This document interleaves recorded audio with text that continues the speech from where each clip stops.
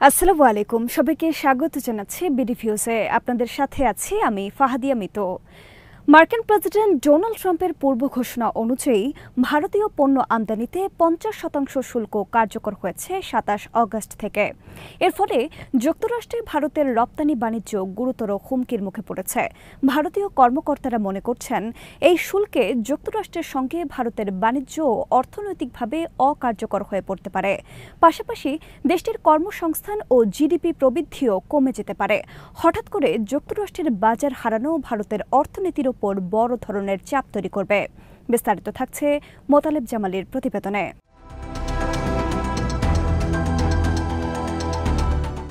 ভারতের উপর যুক্তরাষ্ট্রের আরোপিত 50% শুল্ক কার্যকরের কয়েক ঘণ্টা পর রাশিয়া ইউক্রেন সংঘাতকে মোদির যুদ্ধ হিসেবে আখ্যা দিয়েছেন হোয়াইট হাউসের বাণিজ্য উপদেষ্টা পিটার নাভারো। তিনি বলেছেন, রাশিয়া থেকে ভারতের জ্বালানি তেল কেনাই মস্কোর সামরিক আগ্রাসনকে ইন্ধন যোগাচ্ছে। রাশিয়ার বাণিজ্য বন্ধ করার জন্য ভারতকে চাপ দেওয়ার কথা জানিয়ে তিনি বলেন, মস্কো থেকে ছাড়ে অপরিশোধিত তেল কেনা বন্ধ করলে ভারতের উপর মার্কিন শুল্ক 25% কমতে পারে।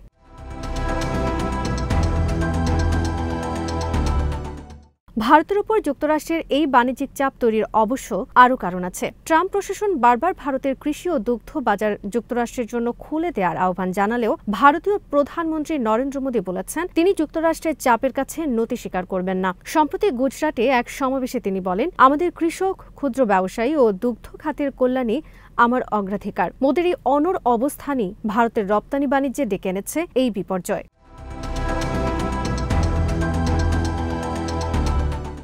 যুক্তরাষ্ট্র ভারতের পণ্যের বৃহত্তম রপ্তানি বাজার। এই বাজারে ভারত প্রায় $87 বিলিয়ন পণ্য রপ্তানি করত। কিন্তু ট্রাম্প প্রশাসন 50% শুল্ক আরোপ করার পর বড় ধরনের হোঁচট খাবে ভারতের রপ্তানি খাত। নয়াদিল্লি ভিত্তিক think tank global trade research initiative জানিয়েছে, যুক্তরাষ্ট্রের শুল্কের ধাক্কায় ভারতের পণ্য রপ্তানি প্রায় 50% কমে যেতে পারে।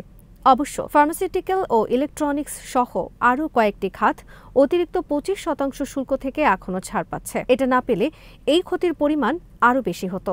সবচেয়ে বেশি ক্ষতিগ্রস্ত হবে শ্রম নির্ভর শিল্প, যেমন টেক্সটাইল, তৈরি পোশাক, গহনা, জুতা সহ চামড়াজাত পণ্য, খাদ্যপণ্য, চিংড়ি, রাসায়নিক ও অটোমোবাইল খাত।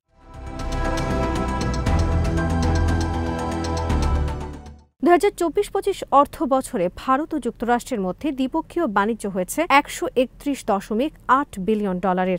এর মধ্যে ভারতের রপ্তানি $86.5 বিলিয়ন এবং আমদানির পরিমাণ $45.3 বিলিয়ন। এই রপ্তানি আয়ের সবচেয়ে বেশি ভূমিকা রাখে ভারতের বস্ত্র ও তৈরি পোশাক খাত। যুক্তরাষ্ট্র ভারতের এই খাতটির সবচেয়ে বড় বাজার।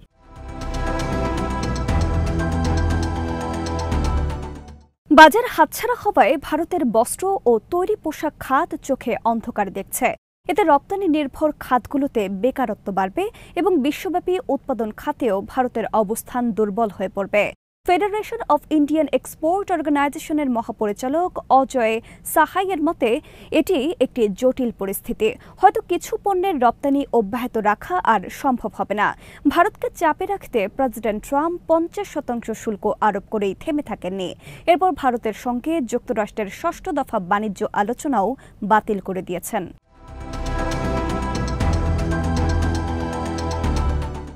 কেবল বাণিজ্য খাত নয়, যুক্তরাষ্ট্র আরোপিত শুল্কের প্রভাব পড়তে শুরু করেছে ভারতীয় শেয়ার বাজারে।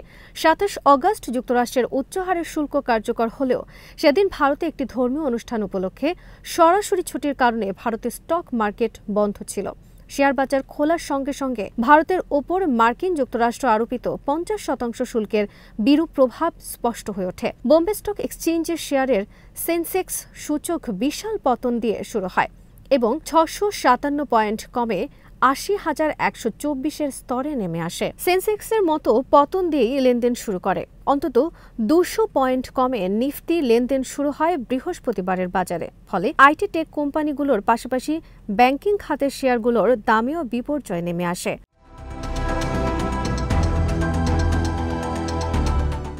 যুক্তরাষ্ট্রের শুল্কের প্রভাব সামাল দিতে ভারত কয়েকটি খাতে অভ্যন্তরীণ সংস্কারের পরিকল্পনা করছে।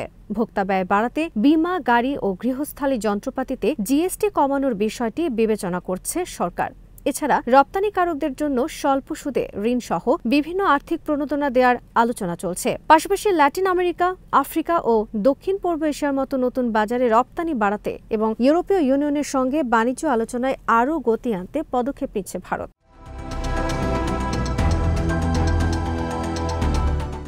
চলতি মাসের মাঝামাঝি মোদি দেশবাসীকে আশ্বাস দিয়েছিলেন যে শীঘ্রই সাধারণ মানুষ ও ক্ষুদ্র ব্যবসায়ীদের জন্য বড় কর ছাড়ের ঘোষণা দেবে সরকার।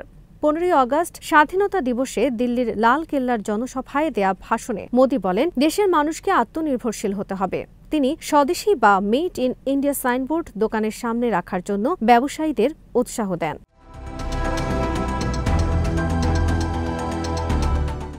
বিশ্লেষকদের মতে মোদির এই বার্তাটি ছিল মূলত ট্রাম্পের শুল্কের জবাব। মোদি তার মেক ইন ইন্ডিয়া বা ভারতে তৈরি করো, ভারতে খরচ করো তত্ত্ব সামনে নিয়ে আসেন।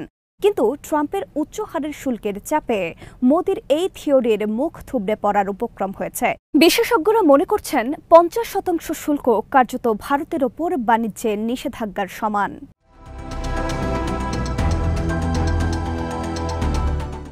শুল্কের জেরে ভারতের 3টি বড় শহরে টেক্সটাইল ও পোশাক কারখানাগুলো উৎপাদন বন্ধ করে দিয়েছে।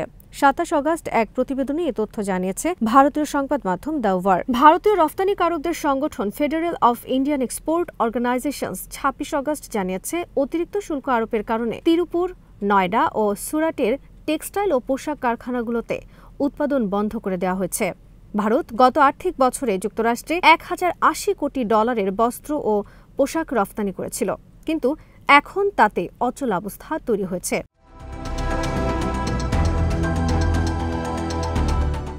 ভারত ইতোমধ্যেই বেকারত্ব সংকট, দক্ষ কর্মী ছাঁটাই এবং স্থবির মজুরির চাপে ভুগছে।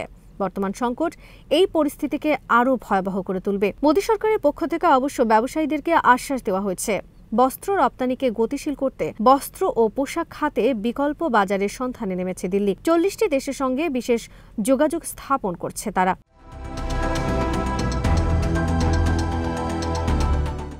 এই দেশগুলোর মধ্যে রয়েছে জার্মানি, ফ্রান্স, যুক্তরাজ্য, ইটালি, স্পেন, বেলজিয়াম, নেদারল্যান্ডসের মতো ইউরোপের দেশগুলো, আছে জাপান ও দক্ষিণ কোরিয়ার মতো এশিয়ার দেশ।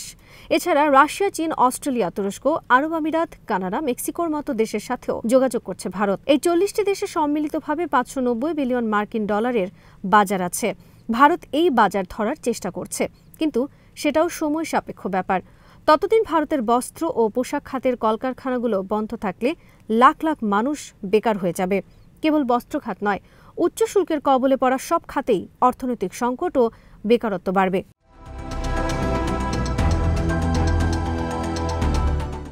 যুক্তরাষ্ট্রের নতুন শুল্ক নীতির ধাক্কায় বিকল্প বাজার খুঁজতে শুরু করেছেন ভারতীয় ব্যবসায়ীরা। সংযুক্ত আরব আমিরাতকে সম্ভাব্য বিকল্প বাজার হিসেবে দেখছেন।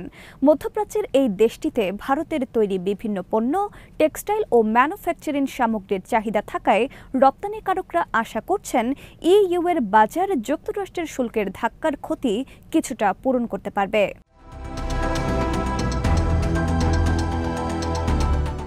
সংযুক্ত আরব আমিরাত ভিত্তিক একটি খাদ্য প্রক্রিয়াজাতকরণ ইউনিটের সিইও বলেন, ট্রাম্প যখন 25% পাল্টা শুল্ক আরোপের কথা বলেছিলেন তখন অনেকেই ভেবেছিলেন এটা তার কৌশল।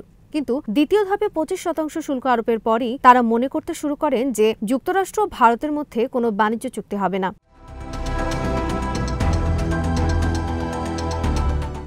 এ কারণে যুক্তরাষ্ট্রের বাজারে পণ্য রপ্তানিকারক অনেক ভারতীয় ব্যবসায়ী এখন নিজ দেশ থেকে কারখানা সরাতে চাচ্ছেন এবং তারা আমিরাতে যৌথ উদ্যোগ বা বিনিয়োগের কথা ভাবছেন। তবে বিশেষজ্ঞরা মনে করছেন আরব আমিরাত এবং অন্যান্য উপসাগরীয় বাজারে প্রতিযোগিতা তীব্র হওয়ায় ভারতীয় রপ্তানিকারকদের জন্য পথ খুব সহজ হবে না।